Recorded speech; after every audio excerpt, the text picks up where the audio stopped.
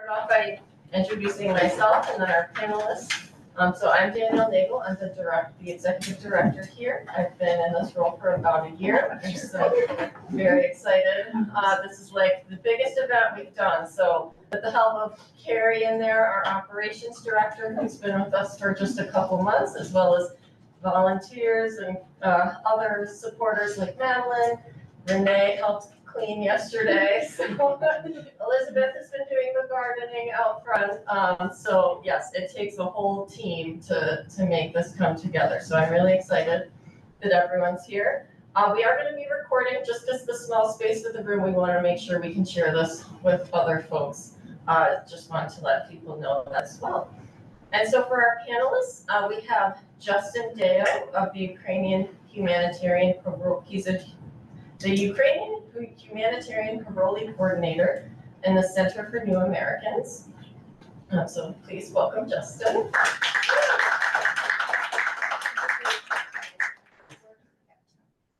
And then Jacqueline LaSonde of the NAACP and the Southside Coalition.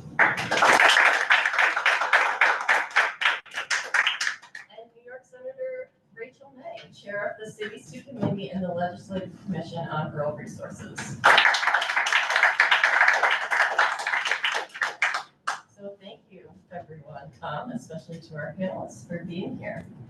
And so I just have a handful of questions I'll ask each of you, and we'll start with a different panelist each time, and then we'll accept general questions from the audience, especially regarding the film that we just watched.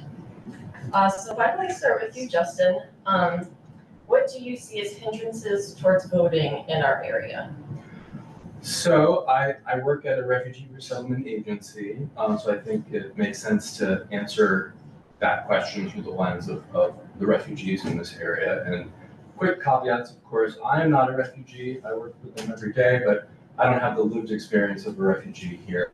And second of all, if we're going to speak to the voting challenges for refugees, I think it's really important to clarify that refugees, of course, can't vote when they get to the United States. Refugees of legally designated status through the UN and through the United States State Department process as well, but they have to be lawful permanent residents for 5 years before they can even take their citizenship classes or straight to the test if they're ready to take the test and become a naturalized U.S. citizen. So this is in regards to refugees who have been here for 5 years or more, and there are many, many of them in the Syracuse area. In fact, Syracuse is designated as what's called a preferred community in government parlance as one of a number of cities across the United States that were designated as good places to resettle refugees. So this happened through the State Department. PRM, the Bureau of Population, Refugees, and Migration, working with USCIS and HHS, federal agencies. So technically, we're kind of a subcontractor to the government because all the money I can spend on Ukrainian refugees is through the U.S. government. So I'm using our congressionally mandated funds to help refugees in this area. So personally, I work with new refugees that have just come from Ukraine, but I can speak more broadly to the refugee experience in answering this question, which is that everything we just saw in this video is exacerbated with the refugee population. And I'm only speaking and noticing that as I've tried to process what was in that video. This includes difficulty navigating your community. I served many refugees who physically have issues navigating older refugees. I mean, the wars that have brought thousands of refugees to Syracuse, they do not, they don't choose the demographic. We've got very old people that are in wheelchairs and have difficulty walking. The vast majority don't speak English at all. And to speak specifically to new points I thought of when watching that video, the naming conventions for refugees are just across the board. We're translating from other alphabets. I've got even Ukrainian refugees who have 4 or 5 different spellings of their first or last name. That could become a huge issue with government paperwork as we get them integrated into the United States with social security cards, work authorizations, licenses. If all those don't match up perfectly, I can foresee, this being a very basic impediment to voting once they get to the booth. But moreover, I think there's an educational impediment as well, where people coming to this area from all across the country, just all across the world, excuse me, just have different ideas of their own civic engagement, civic mindedness. We have Americanization and naturalization classes that we run at Interfaith Works a few times a week for those who are qualified and want to take the citizenship test. But there's no component about really speaking to the power of the vote in this country and the value of getting to the ballot box. I know there are some organizations that are starting to think about this, including the Church World Service, CWS, who's thinking about some awareness programs and just general education outside of the citizenship test for refugees. And I'd love to see more than that. I'm not a refugee policy person. I'm a refugee resettlement worker, so I'm really on the ground. But thinking about those challenges, everything that is a challenge to vulnerable populations in the U.S. now, citizens now, are just more exacerbated with the refugee population. I think we're gonna see questions for a little bit. Yeah, Jackie, would you like to go next? Could you ask the question again? I'm so busy taking notes, listening to you. Oh, yes, okay. What do you see as hindrances towards voting in our area? Oh, okay, so I will say we have a messaging issue for sure. A lot of people don't even understand this, what we found, don't understand the early voting part, so that in communities that we mostly go to, there are low voter turnout, historically, with the exception usually of the presidential election. And it's somewhat disheartening. We try to work with, because the funding has always got to be there, because when you have signs, when you have advertisements, anything that has to do with this, that's money because the signs, the coloring. And so when we try to reach out to places like Board of Elections, we oftentimes, while they're great and they try to train you for voter outreach, not outreach, but the poll working, there are no signs anywhere other than the day of, you can vote here. Don't know it's early, doesn't know it's all one traditional sign. And that's a problem in communities that already have other things going on. We have this apathy, people believe it's apathy, but it's more busy trying to figure out your rental income, where you're gonna stay, food. I run one of the largest food pantries on the south side. I mean, we do this and that, but the registrations are sitting right there. I'm always giving them a flyer of some sort. And I think the monies that I'm spending just to get because color makes people pop out and they're alert. But how can we afford those kind of things? Because all we want to do is get them civically involved. Please understand the voting. Let's explain it, rooms aren't often filled. They might have less than this amount of people. But if you say guns, if you say housing, standing room only. We've had both to fill rooms. And of course, they get really discouraged because even on your local elections, we know that the politician's only one person, but when you don't meet with people during the year and then here you are again asking for the vote, more and more, we don't hear it just from this teenagers or the people old enough to vote. I go to the community centers, that's my focus, because they're gonna do phone banking with us, and yet they're gonna have a speech, they're gonna say the speech, but of course, their whole caveat is, hey, before you come back here with your phone banking, make sure that you have these persons run by us. We're here at this center every single week, and we don't feel seen, we don't feel heard. And because they have a stronger voting base, for sure, that is a valid concern. And it's also a valid concern overall for any of us. If I have to explain something to you, don't worry, this person is running, they don't even know they're running, and all the devices you can use if you're not being connected with, we're struggling with that. And, like I said, the food and all of the other things that kind of penetrate our world, the homeless issue that's becoming more and more. So that I see is a bigger impediment. And yes, lately on the south side specifically, we have more of the new immigrants are now being placed there. And we have a language barrier. And now You gotta get whoever their interpreter is, point out how to fill out the registration. And hopefully this will catch, it'll stick so that when we get to the voting day, which I'm one of the polls, all the jobs I have, I've actually worked the polls as a supervisor, and it's disheartening to see mostly, I'll say it's New America, they're able to vote, but they can be Congolese, Senegalese, those kind of countries, and yet they've been voting. I know, I recognize them, I've been there long enough, but this last primary that happened, name not found. Affidavits for 8 to 10 people.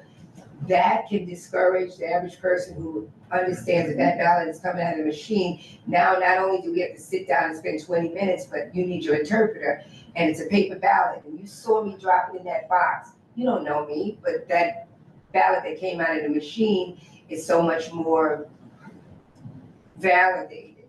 And so, yeah, we do have, a problem with not only getting them to the polls, but getting people to come into communities and just interact before the day, before we get to this, how many days? I got a countdown clock, 63 on early voting and 72 left for national. And we just, so we require all feet on the ground. And we're also tapping into the new immigration part. And hopefully we'll get it different. We actually found a whole group that's not even registered, but they are citizens. But, again, they asked us to come and just sit with them instead of having, people are intimidated. You cannot speak the language, and we're struggling, you're struggling, you don't even know what I put down is something you actually just said, so. Yeah, and Senator May, what do you see as hindrances towards voting? So my fellow panelists have pointed out a lot of them. I would say the number one voter suppression factor, and many times it isn't intentional, but it is confusion. The more voters are confused about where to vote, when to vote, how to vote, the less likely they are going to do it, which is why we have worked really hard in the Senate since I came in 2019, which was when New York was recognized as having the worst voting laws in the entire country. We started making it easier to vote, but also making it less confusing to vote. You may remember there used to be primaries in June for the congressional races and in September for the state races. We consolidated those into one primary, just so people didn't have to vote so often. We have created just tried to break down whatever the barriers were. You used to have to register in a party. If you wanted to vote in a primary, you had to register in September to vote the following June in a primary, which was why Donald Trump's kids weren't able to vote for him in the primary because they weren't registered in the Republican Party. But it just shows how crazy, how long you had to be thinking in advance just to put yourself in a position to be able to vote in the primary. And to register to vote in the general election, it was 45 days, which is a really long time. It meant that most college students, if they came to this area and wanted to register to vote, they were too late to register to vote in that year's election. And since college students move every year, they were always too late to vote in the general election. So we have broken down a lot of those barriers. The very first vote I took was for early voting. And New York was one of the very last states to institute early voting. I'm working on a countywide voting system. So for early voting, you can go to any of the voting places in the county and they'll print out a ballot that's appropriate to your address with, the races that you were eligible to vote in. We want that to be possible for election day as well. So people don't have to know exactly where their polling place is because polling places change all the time and then people get discouraged or frustrated or they just give up. So I would say dealing with confusion is one of the #1 things that we've been trying to do, and then just expanding access. Yes, thank you, everyone. Oh, but let me also Yeah. say about absentee voting.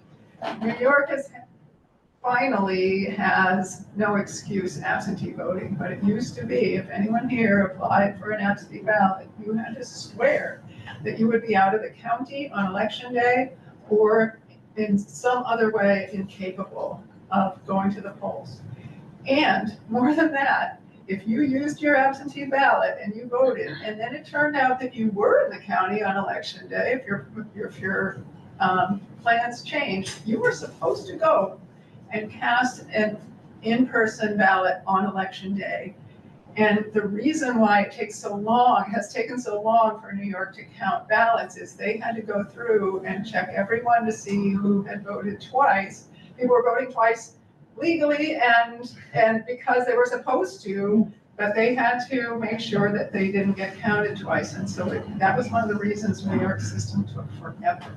So we're also making it easier to get absentee ballots. And the governor just signed my bill to allow 17-year-olds who are pre-registered and will be 18 by election day, but suppose they turn 18 November 1st, they can now apply for an absentee ballot ahead of time while they're still 17 in order to vote at 18. So we're trying to smooth all of those rough edges out. Thank you, everyone. Those are all really, really important points. And so that ties into our next question. What would you like to see changed? And I feel like it's very relevant to bring Matilda here and thinking about the work she did and how she didn't even see women get the right to vote in her lifetime. And so just the length of this fight that we're still part of today and continuing the work that Matilda did.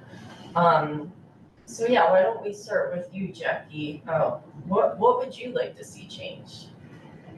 I'd like to see change, like the Proposition 1 is coming up, which Yes. is another thing that we have to now drill into people's heads to stop relitigating things. We had the rights and now they're being chipped away. Same thing with DEI, and they're being chipped away.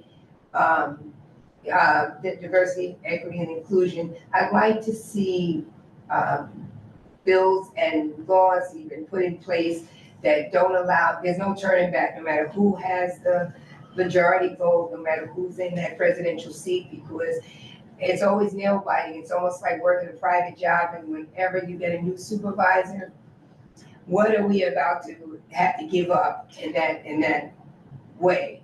And so even if something as simple as Proposition 1, women's autonomy over their rights, every single one of us was born from a woman.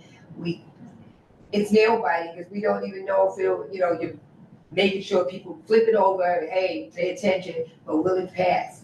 So that will it, won't it is not only frustrating, then we have these rights and why are we back here again? So I'd like just whatever we solidify and put into place, including term limits, whatever it is, let's stay focused and stop changing up things. Senator May? I'll mention two things. One of them is ranked choice voting.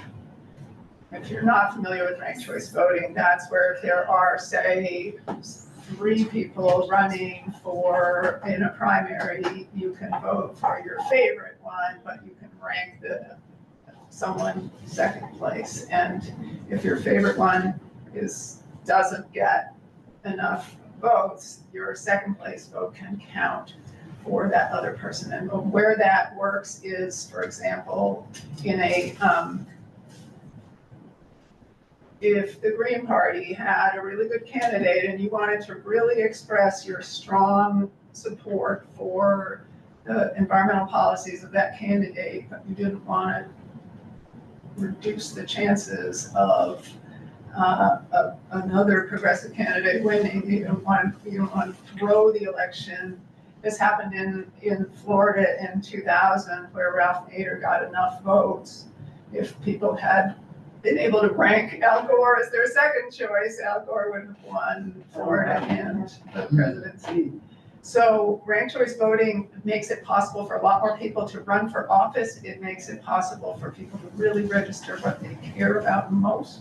It makes the person who won almost part of a coalition. It's like they know that a third of their voters first ranked somebody else, ahead of them, and it makes them pay attention to what were the policies of that person. So it really opens things up that way. The other one is back to making elections just less confusing. Last year, we passed a law to move town and county elections to even years. So, for example, the county executive would run at the same time either as the governor or the president. And the reason we did that is the turnout is so much higher in even years than in odd years. It's a difference of maybe 25% in an odd year and 60 or 70% in an even year. So this way you have those important elections being decided by a much larger swath of the voting population.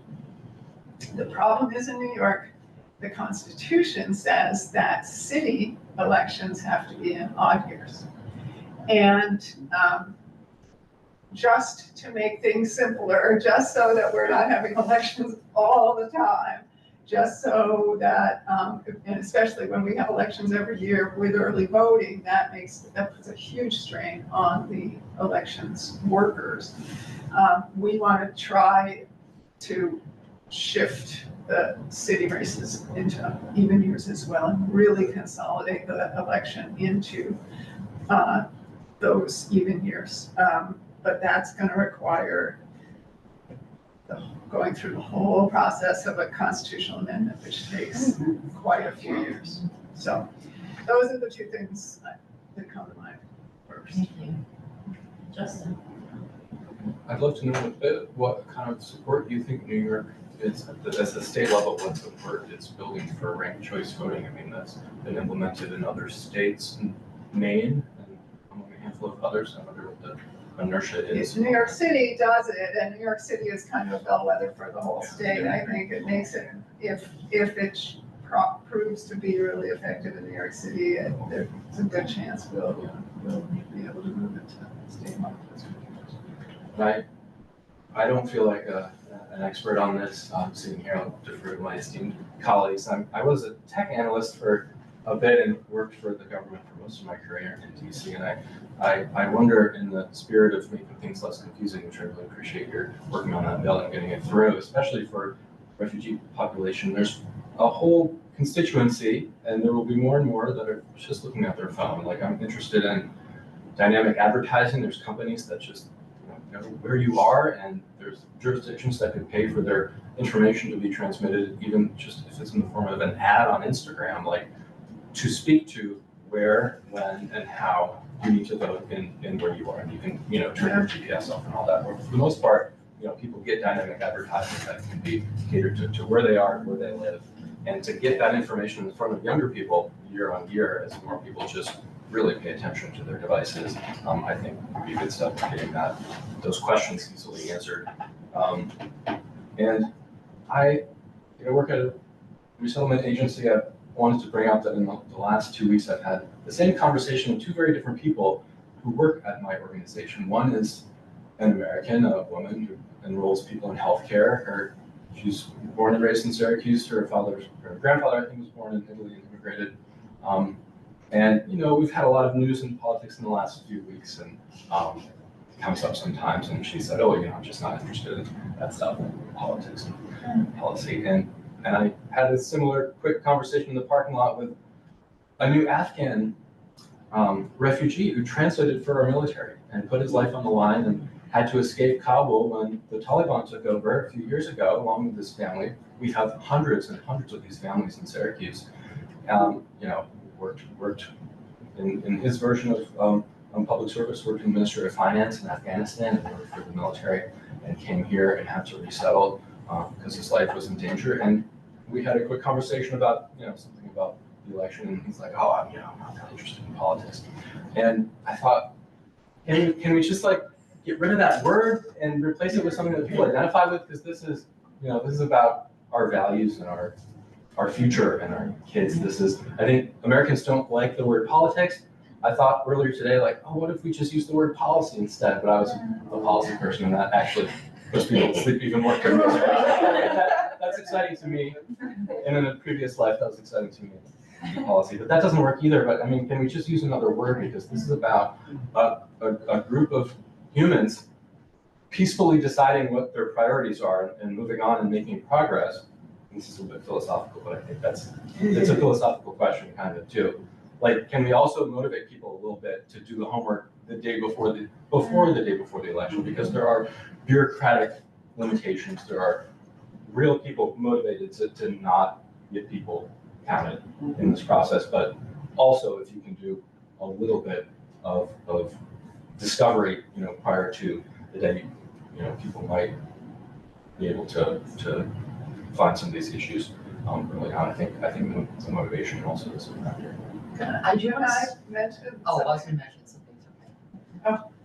It's just about the refugees. I think culturally, when you think about people that come from, war-torn countries, people are killed for the political beliefs. Absolutely. And I think that, because I've worked in the city of Syracuse in the field of education, and I see that they're petrified. I'm like, you don't have to be scared anymore. Yeah, that's the And it's the biggest thing, like, you have to let them know that this is your right. You earned this by becoming a citizen. It's a cultural It's a very cultural, they do not understand that. And so when they see us, someone they may not trust, they'll just, say, oh, I don't care. But they don't know that they can care because they still have that mentality.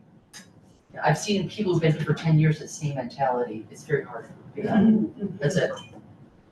I was gonna say something different, which is, but that's absolutely true.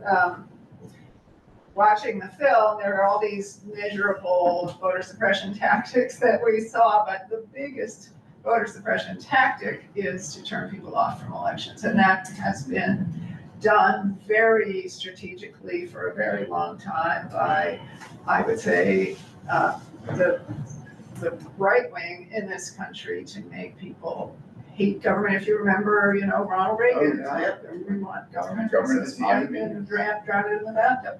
It's like, make people feel like government is the enemy, government is useless, whatever, then they're gonna be less likely to engage in discussion, in educating themselves about it, and then in feeling like they are knowledgeable enough to vote. And that is something I think we're fighting against really.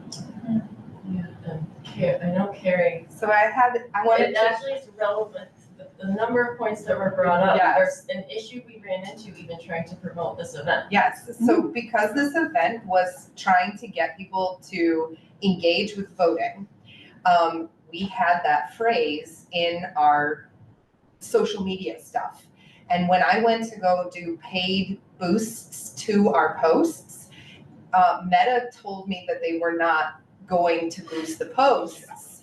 That's both Facebook and Instagram, which is our main way of communicating with a whole group of people. They wouldn't do it because they will not allow you to boost a post that's encouraging people to vote. That's how much they don't want us to vote. Wow. And I was shocked, and I have to be honest, I thought it was a mistake.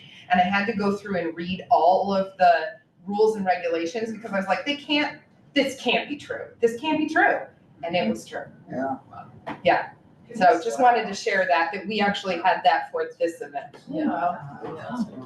It's not that I wish one, it's like, Thank you. I'm Mike Affleck, and I'm a New York State judge.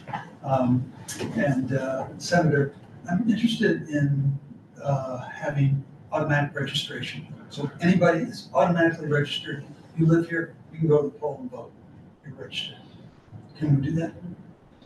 Well, we have done it for, if you get a driver's license, you have to check a box saying you don't want to be registered. So you are automatically registered unless you choose not to be register. If you have a driver's license. You get a driver's license in New York State and a number of other official, So handicapped things. people, seniors, people who can't a drive. government ID, yeah, it's the same. If you get a government ID, you are automatically registered to vote unless you, And you can go to your poll and vote. How long has that been in place?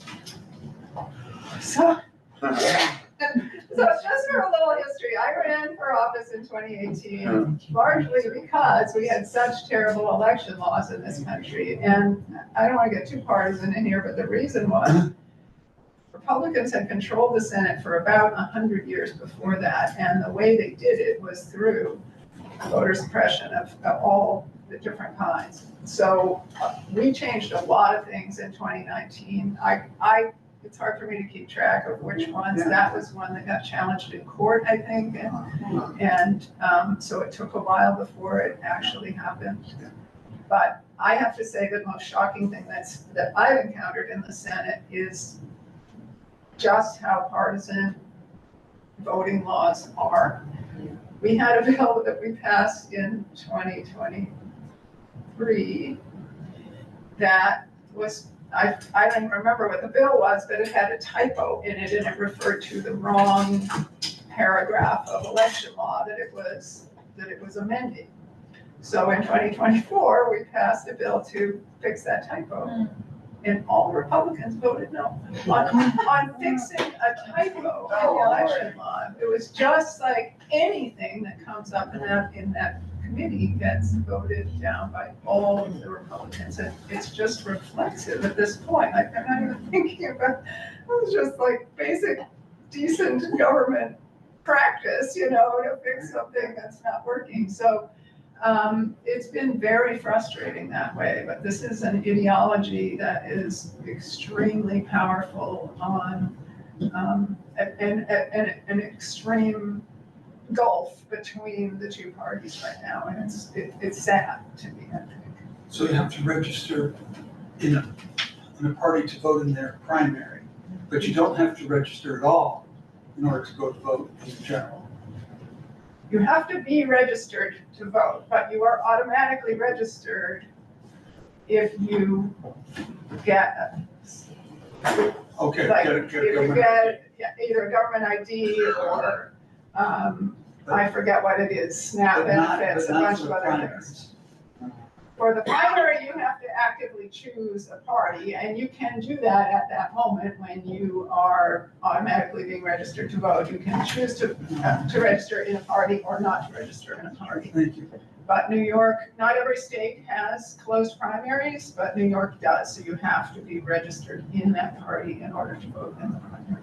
And I generally, about a third of my constituents are unaffiliated voters, and I get why, if they're frustrated with the two parties, but they're giving up their voice in many cases in the most important race. Like a lot of races are decided in the primary, not in the general election. So that frustrates me a little bit.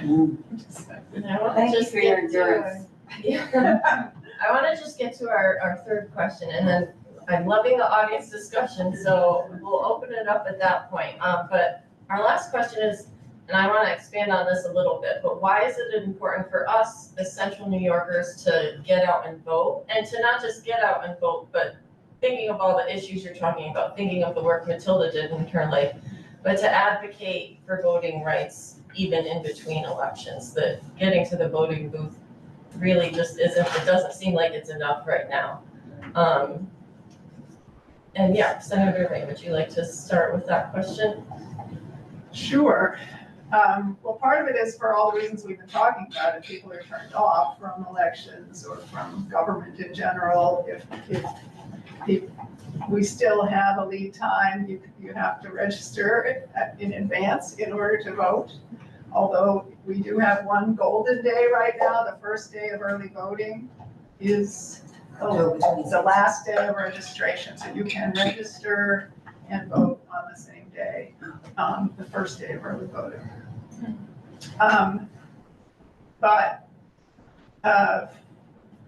Sorry, what was the question again? Why is it important for us Why is to it get out important? and vote and also fight for voting rights even in between elections?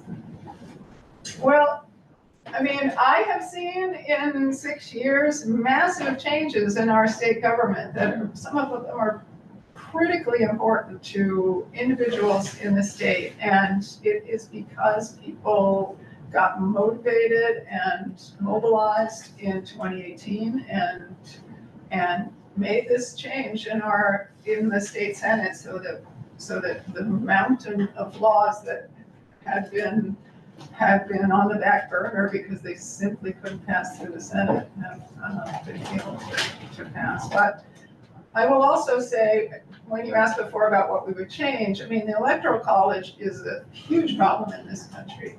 And it means that we in Central New York feel pretty irrelevant to the presidential process. But we are have been for a very long time, a swing district in Congress. And we should take that very seriously, I think, and make sure that those elections can be decided by, a few votes, honestly. John Mannion, when he ran for Senate last time, he won by 10 votes. Oh, wow. Oh, my. So, and that, that happens with some regularity in races that people in this room can vote in. So never take your vote for granted. Justin? Yeah, I think a lot of people do take it for granted. We've had a system that a lot of people have, fought and died for, really. And I speak through the lens of helping the Ukrainians. This is a fledgling democracy that was invaded and attacked by a dictatorship. And there are other reasons, but that's a big one.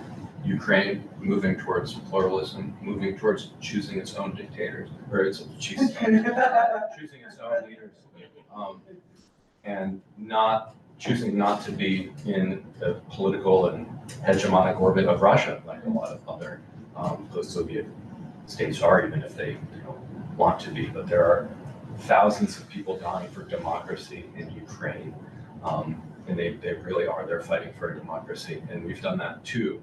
We're in this great peaceful era where right now we don't have to fight big wars to preserve democracy, but we can't take it for granted. Of course.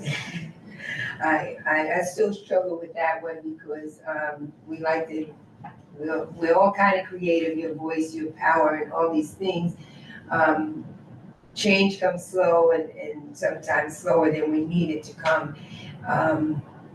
And it seems to take its toll more on the areas that I live in, I serve in, and which all of this is volunteer. I was on the other side. I was the law enforcement in New York City, and then to be completely immersed into making sure people's voices and their vote matters. I mean, it's all about strategy and getting them not talking above their heads, but making certain that if Social Security is I got a whole Social Security script now that I'm working toward it, and you have the Social Security script, you have the education script, really just trying to connect with people and knowing that you don't like what you see. Imagine how much worse it can be if we continue just to sit on the sidelines as we're the spectators, and now more of this is happening. More people who don't necessarily know us represent us, or won't speak to those common goals. So our most pressing issue as far as NAACP is not only to register people to vote, but to raise up the historically low voting, to raise it up. And if that means, like the DNC, you might have saw it was a whole party going on, but then it was the message that was in between the lines that was so resonating, because that draws people in. We could do that and make sure there's music and free popcorn, all these things. The education part is where we continue to get stuck because there's always something ever changing. So how do you continue to say, okay, well, we need you to do it again? I mean, I created this t-shirt, but it took me some time to look at things and let's do it again. Now we want people to, maybe what motivates you? If the hat or the t-shirt, let's come up with one. Because now, even though we're gonna be at the polls this year and I'm encouraging people to vote, I am not, tomorrow I'll be every year we re-up at the election, Board of Elections.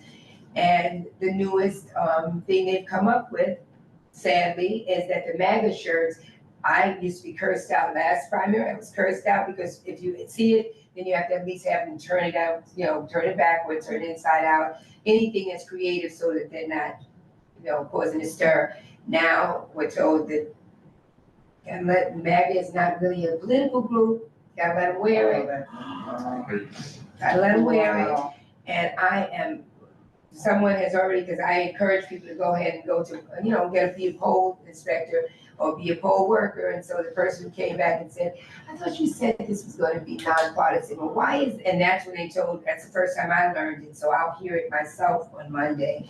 Of course I'll challenge it, but someone has already decided. So we're stuck with what I'll call it nonsense. But I said, I guess instead of us wringing our hands, what can we do better? Come up with your own t-shirt. It doesn't have to say something that, obviously is controversial.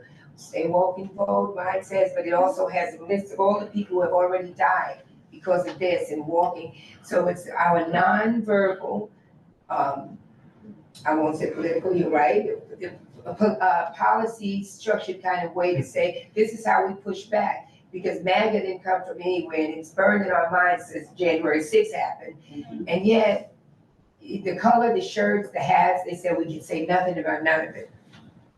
So again, I encourage all that's coming to the polls. I'm not saying, ERA is on the ballot. It's on the ballot. Not that we can say vote yes or anything, but my choice, my body. So somebody even told me that and said, look, we just have to be creative. We have to come up with ways to say we still have voices, see me, hear me, I'm a DEI hire. When I actually joined the police department, both the NAACP and the Urban League formed together and said, okay, there's something happening here. And it was the worst experience ever, but we had to stick it through because the deal was don't get fired, don't allow them to, put you in a place of being fired. But they called me every name. I've never been called so many names. And that was before you could sue, before all of those things. So I said, now we go back, put that hat on again and make certain that not only people get excited about voting, with quirky shirts and all that, as long as they're not disrespectful, but they are seeing us. And also the pushback of, okay, we don't like it. MAGA is something that came out of nowhere, but it didn't because it's based on history. And here we are again. So I think that we have to, be creative, but still show up. It's like a bad marriage, but the outcome is good because perhaps they get older and now they have arthritis and they need your help. So, I don't know. That wasn't a good one, but oh boy. Oh yeah, excellent points. Thank you, everyone. Questions from the audience or just discussion points you'd like to make? Yeah, I guess I would like to, two things. I was curious about the automatic registration, but is there any effort in New York State to make, and if it's possible, to make Election Day a holiday? I know there's talk about it federally, and I know a lot of things have been obstructed by you-know-whom. And that was part, I think, of the John Lewis Voting Rights Act, but is it something that could be influenced, at least in the state of New York? Is there such a thing? Yeah, there's been discussion about it, but I don't think we've had a bill or anything like that I've seen to make. And I guess what would it take to get? It's hard. I mean, momentum for that? part of it is the Board of Elections, the Board of Education isn't really crazy about it because there are already a lot of holidays and every new one causes school to go later in the summer. We made Chinese New Year a holiday last year and Diwali an optional holiday. And each of those, it's very controversial just because the school year is already pretty long. So I don't remember we would have the benefit, for example, that we can use schools as polling places, which is right now, has become a real problem. Okay. But it, I think, I guess my feeling is, since we've made early voting possible, that at least we're trying to create a lot more options for people to vote other than election day. Thank you. I'd like to suggest first that instead of politics or policy for people who are disengaged or turned off, it's about our values, but especially it's about your future. It's about the kind of country you want to live in and what you can do. So That's what I that, said. that's and for Jackie, I'm wondering if you have thought about engaging other community partners. This comes from my former work with 2 African-American activists who realized that health in the African-American community was a serious issue, and they partnered with barbershops and with churches to get the word out. They first convinced the pastors, and then pastors changed some church policies, but also promoted the message from the pulpit. Too many of us are dying, you need to do this, that, Right. and the other thing. This is how we can promote better health in our community. I also thought of, is it 100 Black men? Yeah. Because, they can reach some of these people. So. And we honorary African Americans are also, willing to help. We call them. We call them allies, and we certainly, we have the CNY solidarity, we have, which, again, that's where, this is the frustrating part about living upstate. I'll just share that because you guys got this New York State Fair. We had Coney Island, I don't know what you're doing up here, but you have the New York State Fair, so things almost kind of, we have conversation almost kind of comes to a halt until give us right after Labor Day, and then we're gonna do this, because we have infomercials in the hopper with houses of worship. I call it the How Crew because they wanna approach it in a different way. Scaring is caring, so they're actually going to, I know one of the quips that even though I'm not a pastor, I suggested for the houses of worship were to, we're busy fighting about the ZRA rights because you're not women, you need to be married and have children, what are you doing? We're very dysfunctional supposedly.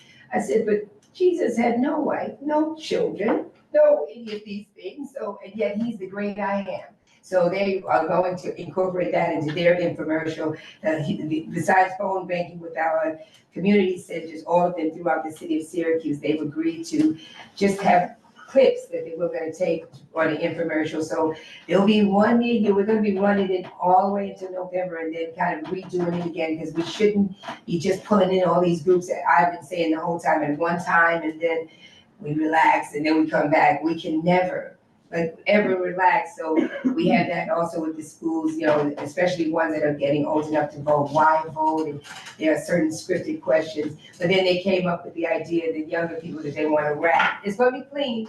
Because it's going to be clean. And they are actually going to, how you do acronyms about voting. And that's what their thing is. We actually have a professional team that's going to do it. Barbershops are funny, but they're not as complicated as we thought, because they do, some people say the same thing, they're adults, why vote? It doesn't matter. But we're taking it from the fact that they'll be sitting in the chair, getting their hair cut, and actually having almost like as if you're in their living room with them. And then to top it off, then it'll be different organizations, just why do we do this? Because we're not getting paid, but at the end, the payment is our power and our voices. So we have that, and we're kind of thinking, because now we've been inspired by DNC, and you saw how every state on the count, they had the countdown, but they had, what's it called, countdown? let's go with a, The roll call? the roll call, and it was, even though it was music, it was entertaining, it got your attention, so we'll have some music in the background, and then, of course, people we haven't thought of, so we even have the homeless population, we have, and they don't wanna be named, but they're fine with getting on video, how did they get here? Because some of these unhoused, we'll call them, just became unhoused, you could tell, they have pillows, they have sheets, they're literally making a bed and picking it up, and so that'll kind of tug at your heartstrings, but going away with a better message where they feel like, yes, they will vote, and then you really want to be curious, why? And there's some compelling stories, I won't ruin the message there, so I'm also the street team for that, because I know I'll take a break after all of this, because the homeless part, unhoused part is the worst, because these are things that could have been done differently, and yet, so there will be infomercials, and they'll run on a loop, and so that's where SU and OCC are working together to kind of know how to stream and what all those things, Instagram, all these other things, and of course, Spectrum, we're trying to get them to run a few because that can be pricey, but all of us aren't on all of those social media platforms, and then we the billboard or two on the highway. Now you know when we visit, when you see it overlooked in the highway, I voted almost something that just gives us a countdown clock, because this countdown clock is really making me stressed, because it's almost like counting down to your childbirth or something. And so, so those things, and so we're gonna have that dialogue meaningful. Even, we haven't thought about this route, but of course, we'll have them, visit, because again, there'll be clips so that you almost see that we're all affected by this. If you live in DeWitt, we're all going to be affected. It won't matter what zip code you're in when we really get down to it. And you probably know that you can reach the unhoused through John Tomino in My Father's Kitchen, and also David Lehman, who does the medical outreach. I'm trying to remember the name of his program. I've seen House Calls for Homeless. house calls, that's what it is. I've seen them on the streets in Alameda, yeah. I was just gonna say, because I go to a lot of events in the area, and League of Women Voters is always there, offering to register people to vote. Yeah, they're there now, but the state fair, for some reason, the state, maybe you can work on that, did not give them their funding, so they're in what's the village? I don't want to insult them, Indigenous Village, I believe they're in. So instead of they're there, but they didn't get the funding, so we could work on that on the next election. Yeah, they didn't get the funding, so they're there because they're aging as well, so they're gonna do a large amount of our food banking. Okay, phone banking, and teaching the different community centers how to do it, because surprisingly, or unsurprisingly, the seniors wanted to do their part, but they immediately start telling, we can't walk, so we don't even come in with that speech anymore. Hey, phone banking, we're gonna give you a phone if you don't have one, because it has to be specific, it has to be smartphones, but they're pretty easy into script, and they're struggling with the down ballot part, so we might break that down to something else, because they feel like down ballot means they're less important, which we know local elections have major consequences. So, so it's a lot of talking going on. So even though my voice was affected from 9/11, I was a first responder. It's worse now because it's in my head. It's the loop. It's talking all the time. I was out there yesterday. I don't suggest it with the unhoused, and they just kind of sat around me, and I had bread, so they got the bread and they registered to vote, and now I'll come back and get them because we have souls to the polls to make certain that because they live some of them live in YMCA. I guess that's not really unhoused, but the transient part. But they don't know you. They know John and Yes. Dr. Lehman, so, Yeah. No, they know me through the food part, but you're right, I will reach out, because I've only seen a guy from Father's Kitchen, but he's going in John Tomino. And then Alameda is somebody we usually work with anyway, so yes. And he's the one that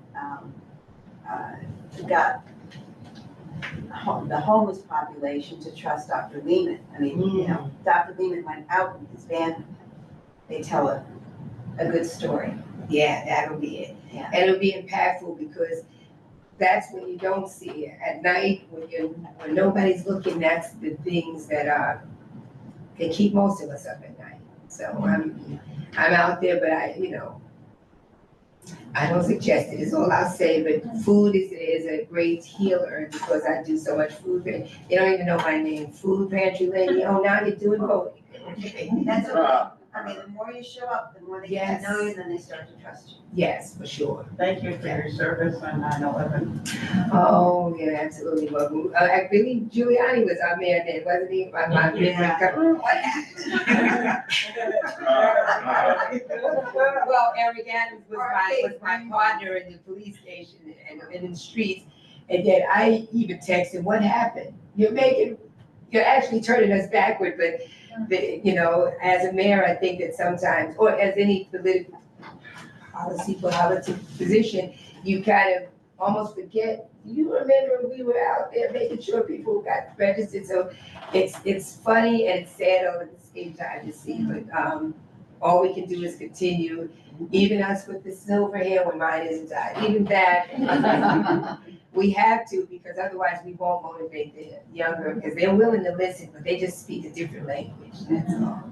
And they need to feel heard. Oh, yes, and now they're back in school, so they're already chomping at the bits and they want to knock doors, so this will be interesting because I said the message is that we stay on message.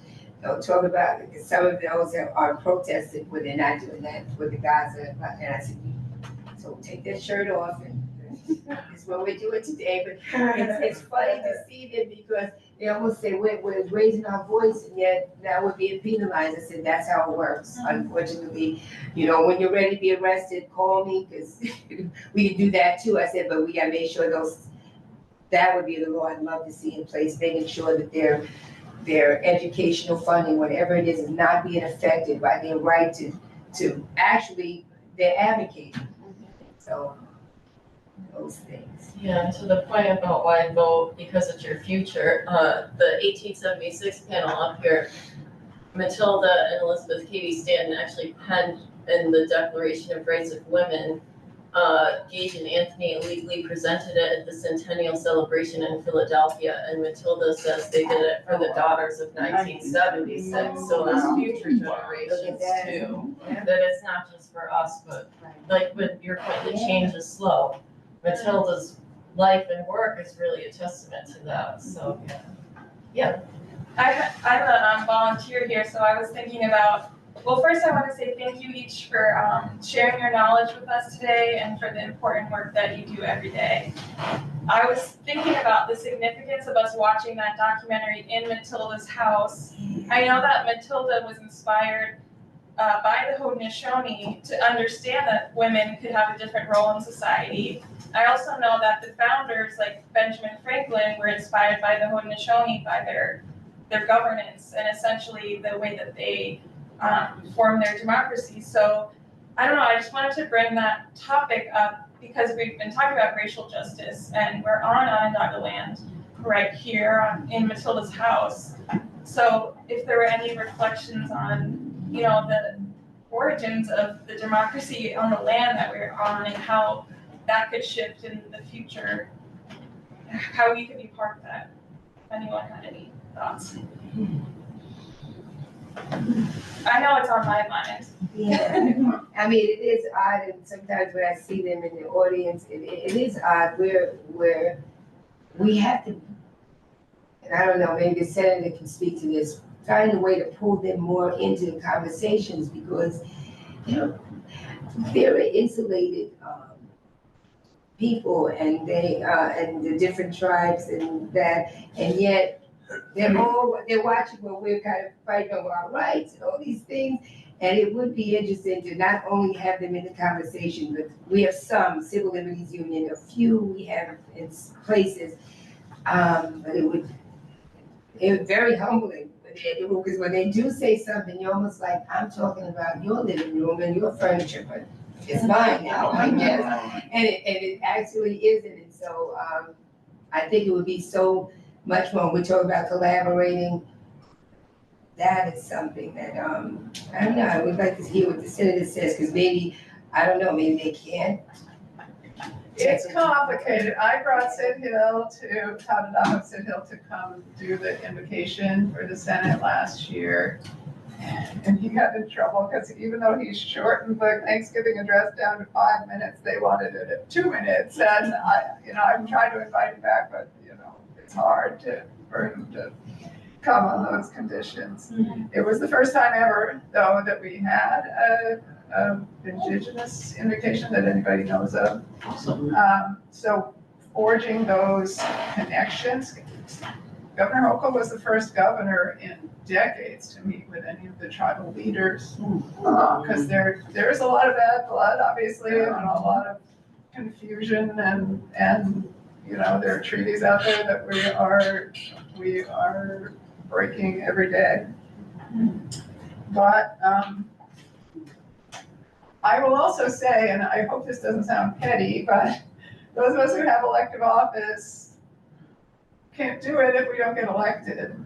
And I represent the Onondaga Nation, but most of the Onondaga Nation, most of them don't vote in our elections because they hold their own passports.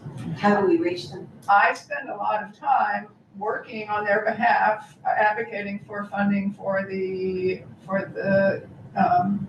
health center and the school on the Onondaga Nation property. But if I had a campaign manager who was telling me, you gotta always be thinking about reelection, I wouldn't be spending a lot of time with them because they don't play a role in my getting reelected. So I tend to ignore that kind of thing, but a lot of people in elective office don't or can't afford to, and so that makes it hard. And it's just, that's just the way it is, but they have chosen not to participate in US elections. Those elections are a two-way street. The people who represent their land in the US government have less of a incentive to reach out to them. So it's very complicated that way.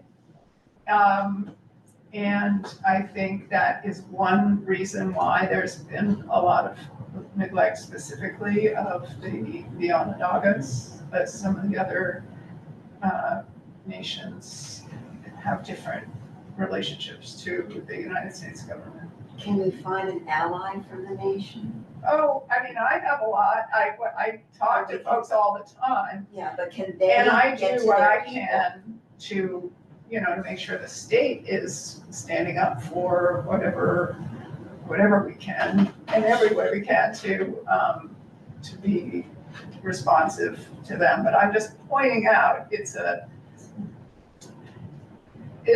there's a two-way street to being in elective office, and that one is unusually complicated. I'm thinking of a way to reach those people, an ally from the nation to help foster awareness among the Haudenosaunee so they show up to vote. It's not about awareness, it's about a deliberate and very principled decision not to participate in American elections and to carry the Onondaga passport, which is actually a really risky thing that it doesn't always guarantee that they're going to get back into the country if they have traveled on it. It's a huge statement they are making, and I totally respect it. And I have to say, it also breaks a bond a little bit with the elected officials who are charged with representing their interests, because there isn't that two-way street there. I hope that doesn't sound wrong. Civil Liberties Union is good with, they have the one or two representatives now, and they, oftentimes that's how we reach out. We reach out to civil liberties, and we can have meetings, and they're open to meetings with different communities. Because they can be controlled in what they say, but there are people who understand how to walk the line, if that makes sense. But if you reach out to Civil Liberties Union locally here, it's on South Warren, just even an email, because they're not in their office anymore, they do have a contact person that kind of lets you know, okay, no, you're not, because it's such a line, we don't know when to disrespect them, we don't know when not. The Columbus statue was a great example of that. We stood with them. Something was supposed to be done, and it just looks almost like, okay, we helped you, forget it, but so we are even in touch with them through that, but Civil Liberties has their attorneys that kind of help us to just, what do you need, so we can work with you, and then perhaps, just learn better about them, because it's so weird, even when you sit in meetings, they'll say, we pay homage to the land, do you? And you don't have one person in this room. So I think it's more performative for sure, but yeah, it's, Civil Liberties can go to places maybe our elected officials can't go sometimes. Yeah. So we have about 5 minutes left, so Michael, you had your hand raised. Well, I just, on that issue of Indigenous people and the Haudenosaunee, I think that particularly, serving their concerns, particularly around treaties, a lot of that would be around environmental concern.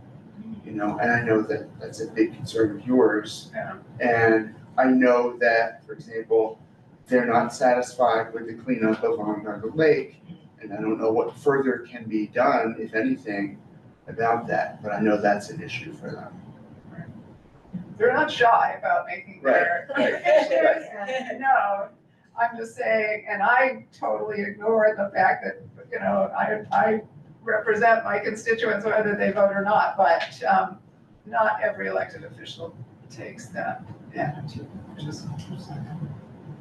If there are no more audience questions or comments, would you each like to just say some final words to wrap up the night? A great DNC quote, I'll just get out of the way. This is Raphael Warnock in his speech, maybe you guys heard it. It got some media attention. He said in his speech, a vote is a kind of prayer for the world we desire for ourselves and our children, and our prayers are stronger when we pray together. So that's a great analogy that really hit, See that on the just understand that.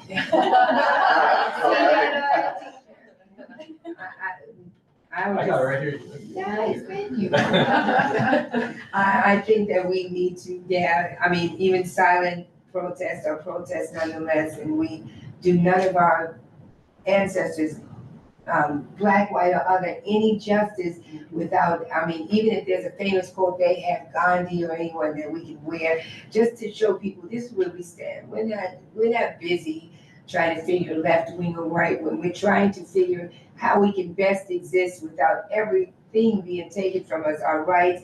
If you say too much about something, I am a parent of a transgender young person, 25, and I worry about her every day, not because of her looks, because you can't tell she was once male and now female, and suppose there's a whole medical piece behind it, yet lowest hanging fruit. There's always going to be those people who they don't think we have voices, and we're just going to roll right over you with this. And so, I fight for that. I fight for, now that I'm a senior, and rights being just I have to justify my seniorness.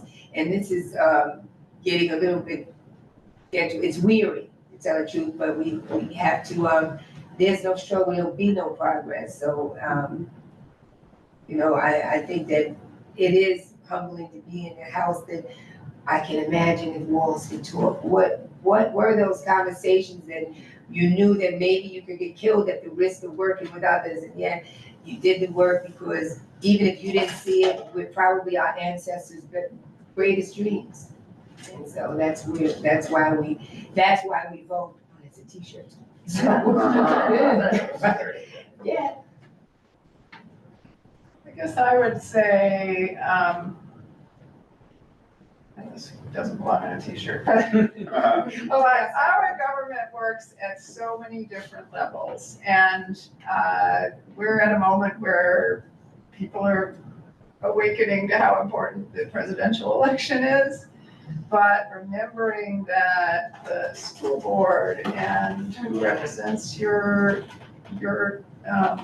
town, or even some of the unelected positions like your board of zoning appeals or your planning board, they have a huge role in shaping what your life looks like and what your choices are in your day-to-day life.